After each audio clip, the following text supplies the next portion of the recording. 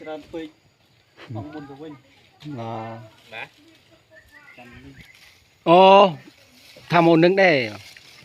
និយាយថាមកឃើញបាត់ឡានទៅវិញលឺកញ្ចៃអូឃើញនេះច្រើនទេដឹងមិនសួរគាត់លឺគាត់និយាយតាំងសាមមិញបើគឺមនុស្សច្រើនបាត់ទៅវិញមិនចឹងចាំមិនបកទៅវិញចឹងដឹងមិនបើខ្លាចមនុស្សហ្នឹងលោកលោកឈប់ចង់ល្បីបាទទីបងថាមែនហ្នឹងអាតណាឲ្យគេដឹងបាទ